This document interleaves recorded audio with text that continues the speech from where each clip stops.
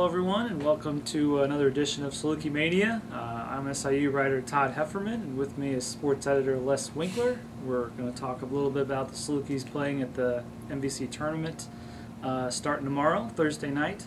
They are the 10th seed for the first time in school history, but playing pretty well as of late, and they are going to play former Saluki Paul Lusk and Missouri State for the third time. 8:35 p.m. Game is on Fox Sports Midwest and a bunch of other channels. You might have to watch it on a different station if you're in Illinois, as far as DirecTV, and it's also on MediaCom, which you may have.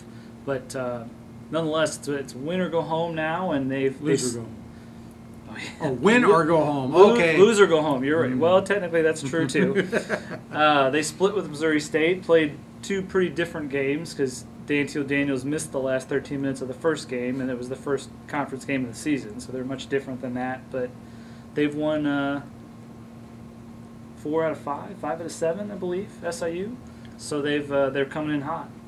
There's probably not a team in the Valley that would like to meet SIU in the first round this year. They are the 10th seed, but they are probably playing just about as well as anyone in the Valley, and certainly as well as they've played all year, and maybe as well as they're capable of playing. I go into this tournament for the first time in years feeling that they have a chance to play on a night other than Thursday. It's going to be interesting. They may well get their butts beat on Thursday night, but it would not surprise me to see them playing on Friday. As a matter of fact, I'd be actually kind of surprised if they weren't this year.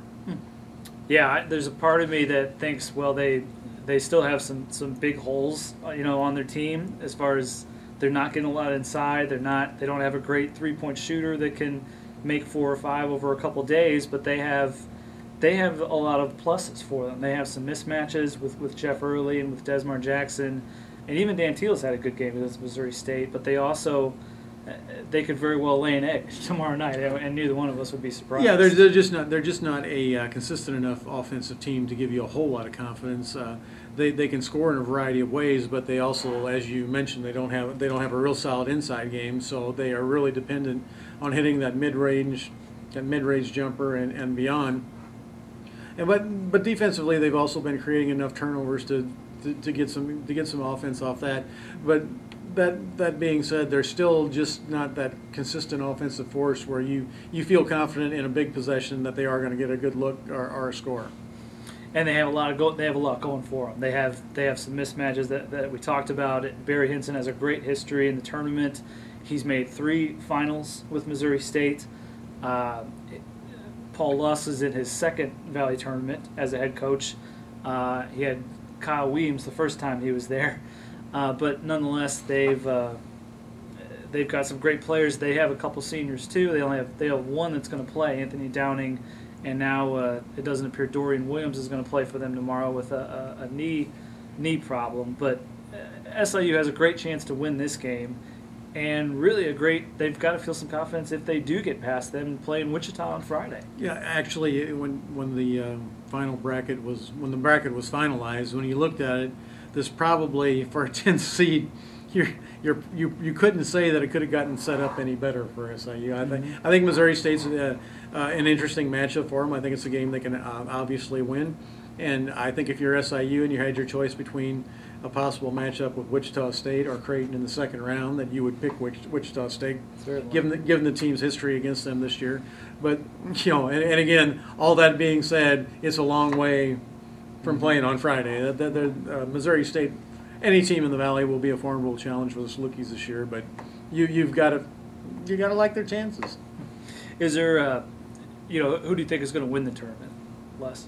Knowing what you know about the other teams and knowing that SIU has beaten Wichita, Indiana State, and Northern Iowa, and Creighton has lost to Evansville, has lost to Indiana State as well. I think Creighton is the best team. I think Wichita State needs to win the tournament more than anybody else.